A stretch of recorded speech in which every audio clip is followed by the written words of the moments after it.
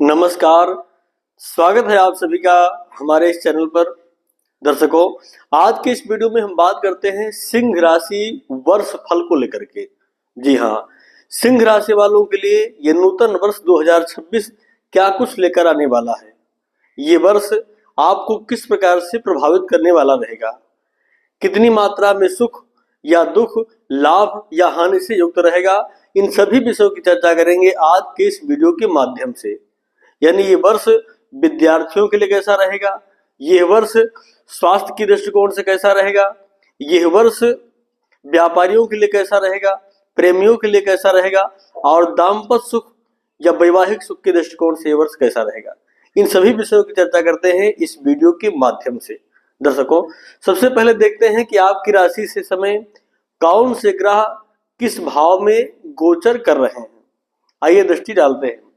तो सिंह राशि, इस समय आपकी राशि में ही केतु का गोचर हो रहा है और देवगुरु बृहस्पति आपकी राशि से एकादश भाव में गोचर कर रहे हैं। शनि का गोचर आपकी राशि से 8वें भाव में, राहु 7वें भाव में। यही 4 ग्रह हैं जिनके माध्यम से हम इस वर्ष का, पूरे वर्ष का आपके लिए फलादेश या फलित बताएंगे। यानी इन्हीं 4 ग्रहों के माध्यम से हम पूरे वर्ष को देखेंगे कि ये वर्ष आपको किस प्रकार से प्रभावित करने वाला रहेगा। देवगुरु बृहस्पति 21 मई 2026 तक आपकी राशि में, यानी आपकी राशि से 3य भाव में ही गोचर करेंगे। शनि का गोचर वर्ष पर्यंत उसी राशि में होने वाला है, यानी आपके 8वें भाव में ही रहेंगे। राहु का गोचर 3 दिसंबर 2026 तक आपकी राशि से 7वें भाव में होने वाला है, इसलिए इनको भी हम इसी भाव में रख करके पूरे वर्ष को देखेंगे। अब सबसे पहले देखते हैं देवगुरु बृहस्पति इस समय आपके लिए क्या कुछ लाभ हानि प्रदान कर रहे हैं। तो गुरु को देखें तो मूलतः देवगुरु बृहस्पति शिक्षा के, स्वास्थ्य के, प्रगति, संतान, वैवाहिक सुख और हर प्रकार से ऊंचाइयों की ओर ले जाने वाले ग्रह माने जाते हैं। ऐसे में गुरु का गोचर आपकी राशि से एकादश भाव में बेहद सुखद परिणाम देने वाला है। देवगुरु बृहस्पति आपकी राशि के लिए पंचमेश अर्थात कारकेश भी होते हैं। तो कारक भाव के स्वामी होकर के देवगुरु बृहस्पति एकादश भाव में गोचर कर रहे हैं और अपने ही भाव को देख रहे हैं, तो निश्चित तौर पर इस भाव से संबंधित चीजों का आपको पूर्ण रूप से इस वर्ष में लाभ मिलेगा। कब तक मिलेगा? तो 21 मई 2026 तक। क्या देंगे गुरुदेव गुरु बृहस्पति? तो इनकी जो मुख्य दृष्टियां हैं, लाभ भाव में बैठे हुए हैं, निश्चित तौर पर आपको लाभ प्रदान कर रहे हैं, इसमें कोई संदेह नहीं। आप चाहे व्यापारी हो, चाहे नौकरी कर रहे हो, चाहे जो भी कर रहे हो, आप जिस क्षेत्र में धनार्जन का अपना मार्ग बना रखे हैं उस क्षेत्र में लाभ तो आपको दे रहे हैं देवगुरु बृहस्पति। विद्यार्थियों को भी लाभ दे रहे हैं। आइए इनकी दृष्टि को देखते हैं कि इनकी दृष्टि कहां कहां पर, किस भाव में, किस प्रकार से आपको लाभ दे रही है। देवगुरु बृहस्पति की दृष्टि, पंचम दृष्टि आपके पराक्रम भाव पर, पराक्रम भाव पर देवगुरु बृहस्पति की दृष्टि आपके लिए पराक्रम की वृद्धि करने वाली रहेगी। आपके अंदर साहस, ऊर्जा उत्पन्न कराएगी, काम करने की चाह उत्पन्न करेगी कि आप ये कार्य करिए, और जब कार्य की ओर अगर आप अग्रसर होंगे तो लाभ भी उस क्षेत्र से आपको प्राप्त करेंगे। तो देवगुरु बृहस्पति की दृष्टि, पंचम दृष्टि आपके लिए आपके पुरुषार्थ की वृद्धि करने वाली रहेगी और भाई बहनों का स्नेह अर्थात उनका सहयोग, स्नेह, उनका प्रेम भी प्राप्त होगा। वहीं बात करते हैं इनकी सप्तम दृष्टि। सप्तम दृष्टि जब आपके पंचम भाव पर होगी तो विद्यार्थियों के लिए समय बेहद सुखद रहेगा, उन्हें लाभ मिलेगा और अध्ययन काल में सफलता प्राप्त करेंगे। और वहीं पंचम भाव पर दृष्टि होने से इस वर्ष जो जातक सिंह राशि के संतान प्राप्ति की कामना रखते हैं उनके लिए भी संतान प्राप्ति का योग देवगुरु बृहस्पति यहाँ पर बनाएंगे। संतत सुख भी इस वर्ष आपको प्राप्त होगा। कब तक? 21 मई 2026 तक बेहद सुखद समय रहेगा।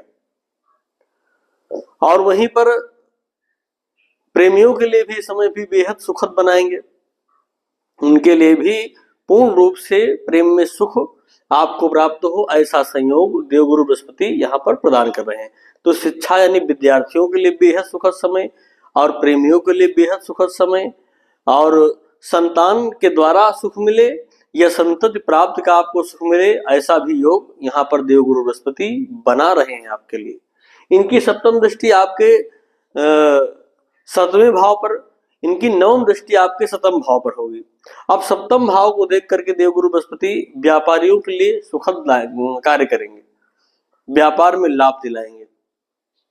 हालांकि वहां पर राहु भी बैठे हैं, राहु का भी फल मैं बताऊंगा, लेकिन इनकी दृष्टि का जो प्रभाव है वो मिलेगा, व्यापार में भी लाभ दिलाने वाले रहेंगे। और जिनका विवाह नहीं हुआ है सिंह राशि के जातक, उनके लिए मांगलिक योग का निर्माण भी देवगुरु बृहस्पति करेंगे। कब तक करेंगे? 21 मई 2026 तक। ये समय आपके लिए गुरु की अनुकूलता प्राप्ति को देखें तो बेहद सुखद समय रहेगा। ऐसे समय में देवगुरु बृहस्पति आपको पूर्ण रूप से अनुकूलता प्रदान कर रहे हैं, इसमें कोई संदेह नहीं है। अब बात करते हैं शनि की, तो शनि इस समय आपकी राशि से 8वें भाव में गोचर कर रहे हैं। 8वें भाव में गोचर कर रहे शनि आपके लिए ढैया का योग बना रहे हैं, यानी शनि की ढैया आपकी राशि पर इस समय जारी है। अब शनिदेव 8वें भाव में गोचर कर रहे हैं। 8वें में कुंडली में शनिदेव को 8वें भाव में अशुभ नहीं कहा जाता है, लेकिन गोचर में 8वें भाव में जब गोचर करते हैं तो फिर ये आपके लिए ढैया का योग बनाते हैं। और इनकी जो दृष्टियां होती है उनका क्या नुकसान होता है और क्या फायदा होता है, आइए देखते हैं। शनिदेव जब आपकी राशि से 8वें भाव में गोचर कर रहे हैं तो इनकी प्रथम दृष्टि यानी 3य भाव, तीसरी दृष्टि आपके 10वें भाव को देखेंगे। अब 10वें भाव को शनिदेव जब देखेंगे तो ये कर्म का भाव है, और कर्म के भाव पर शनि की दृष्टि का हो जाना कहीं न कहीं आपको प्रभावित करेगा। प्रभावित क्या करेगा कि कार्य क्षेत्र में अत्यधिक परिश्रम करना आपको पड़ेगा, यानी बहुत संघर्ष का समय आपके लिए बना देंगे शनिदेव। अब संघर्ष का समय बना देंगे, अत्यधिक परिश्रम करना पड़ेगा। यही है ढैया का प्रभाव, यही शनि की ढैया का प्रभाव है कि आपको अत्यधिक परिश्रम, अत्यधिक मेहनत करना पड़ेगा आपके अपने कार्य क्षेत्र में। फिर भी वहां पर हो सकता है कि मन जो आप चाह रहे हैं जैसा रिजल्ट वैसा रिजल्ट ना मिले। उसके पश्चात इनकी 7वीं दृष्टि को जब देखें, 2य भाव को देखेंगे। 2य भाव को देखेंगे तो ये कुटुंब का घर है, कुटुंब में ही, परिवार में भी किसी कारणवश परिवार से दूर रहना पड़ सके, ऐसे भी योग बनाएंगे। और वहीं पर ये धन का भी भाव है, हालांकि मित्र ग्रही दृष्टि है, लेकिन फिर भी धन को अस्थिर करेंगे, धन रुकने नहीं देंगे। धन का व्यय अधिक से अधिक मात्रा में बना रहेगा। संपत्ति एकत्र करने में कहीं न कहीं आपके लिए समस्या होगी, धन को एकत्र करने में समस्या होगी। और तो ये योग शनिदेव यहाँ पर बैठ करके बनाएंगे पूरे वर्ष भर। और उसके पश्चात इनकी 10वीं दृष्टि को देखें, 10वीं दृष्टि जब आपके 5वें भाव पर होगी, 5वें भाव पर दृष्टि होगी तो विद्यार्थियों के लिए भटकाव के योग हो सकते हैं। संतति प्राप्त में भी कुछ समस्याएं होंगी। देवगुरु बृहस्पति की दृष्टि है, वो अपना काम करेंगी, लेकिन शनि की दृष्टि होने से कुछ समस्याएं भी आएंगी संतति प्राप्त में और संतान के द्वारा। प्रेमियों के लिए भी कहीं न कहीं कुछ अनचढ़े या समस्याएं उत्पन्न करेंगे शनिदेव। तो शनि के 8वें भाव में आपकी राशि में पूरे वर्ष रहेंगे और ये प्रभाव आपको देते रहेंगे। उनका मुख्य प्रभाव क्या रहेगा? कार्य क्षेत्र में अपने आप जो कार्य कर रहे हैं उसमें अत्यधिक संघर्ष, अत्यधिक परिश्रम करना पड़ेगा और रिजल्ट भी आपको बहुत अच्छा या मन मुताबिक मिलता प्राप्त होता नहीं दिखाई पड़ेगा। पैतृक संपत्ति को लेकर के संपत्ति एकत्र करने भी समस्याएं बनाएंगे और वहीं पर संतति सुख प्राप्त में समस्याएं उत्पन्न करेंगे। साथ ही साथ में विद्यार्थियों को भटकाव की ओर और प्रेमियों के लिए भी कहीं न कहीं खटास वाले योग बनाएंगे। तो शनि का यह गोचर इस प्रकार से आपको वर्ष पर्यंत कहीं न कहीं प्रभावित करने वाला रहेगा। अब बात करते हैं राहु के गोचर की, तो राहु भी शनिवत ही प्रभाव देने वाले माने जाते हैं। राहु शनि को मुख्य रूप से दुख का कारण कहा गया है, दुख के देवता है और राहु भी इन्हीं की भांति परिणाम देने वाले होते हैं। यद्यपि राहु जिसकी राशि में होते हैं उसी की तरह अपने आप को ढाल लेते हैं, उसी के समान फल देने लग जाते हैं, लेकिन फिर भी अब इस समय शनि की राशि में भी बैठे हैं तो संपूर्ण रूप से शनिवत फल देने वाले राहु यहाँ पर हो जाएंगे।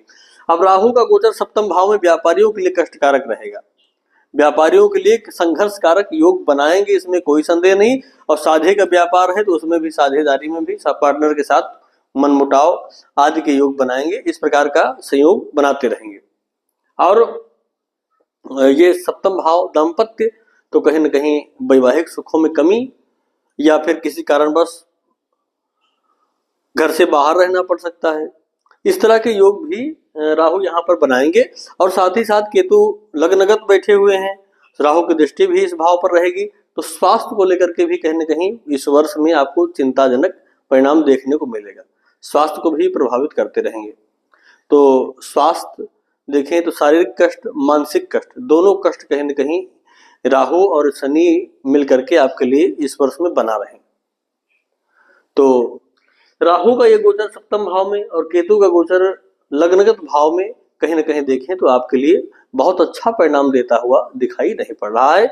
इन दोनों के उपाय विशेष रूप से आपको वर्ष भर करते रहना चाहिए। शनि के लिए तो पीपल की वृक्ष की जल छोड़ना शनिवार के दिन बेहद सुखद परिणाम देने वाला है। वहीं पर हनुमान जी का हनुमान चालीसा या सुंदरकांड का पाठ निरंतर मंगल और शनिवार को करते रहना बहुत अच्छा आपके लिए रहेगा, बहुत अच्छा आपके लिए रहेगा। तो क्योंकि राहु और केतु केतु आपके लग्न में, राहु सप्तम में गोचर करेंगे तो आपके अंदर आलस अत्याधिक उत्पन्न करेंगे, मादकता उत्पन्न करेंगे, कार्य करने की चाह उत्पन्न नहीं होगी और कई प्रकार के विकार भी लाएंगे, बीमारियां भी कहीं न कहीं प्रदत्त करेंगे। राहु के लिए क्या करना चाहिए? राहु के लिए आपको काली, भूरी और नीली वस्तुओं का दान करना चाहिए, ये उपाय करिए। तो और शनि के लिए हनुमान चालीसा का पाठ करिए, सुंदरकांड का पाठ करिए और पीपल के वृक्ष में जड़ में जल चढ़ाइए। ये उपाय आप करते रहिए वर्ष पर्यंत, ये आपके लिए हर प्रकार से सुखद दिखाई पड़ेगा। तो 21 मई 2026 तक देवगुरु बृहस्पति इन सबके प्रभाव को रोके रहेंगे, बहुत कम प्रभाव मिलेगा, लाभ भी आपको प्राप्त होता दिखाई पड़ेगा और इन क्षेत्रों में विवाह कारक योग बनेगा, संतान सुख प्राप्त होगा और प्रेमियों के लिए सुखद समय रहेगा, व्यापारियों के लिए भी सुखद समय रहेगा। लेकिन 21 मई 2026 के पश्चात जब गुरु आपके लिए मंदे हो जाएंगे, यानी गुरु का गोचर आपकी राशि से द्वादश भाव में हो जाएगा, तो फिर देवगुरु बृहस्पति की अनुकूलता उस समय देखें तो आपके लिए बहुत कम प्राप्त होगी। ऐसे में इनके प्रभाव और बढ़ जाएंगे, इसलिए आपको इन उपायों को विशेष रूप से करते रहना चाहिए। तो आज के लिए बस इतना ही, पुनः मिलते हैं एक नई वीडियो में, तब तक के लिए आप सभी को नमस्कार।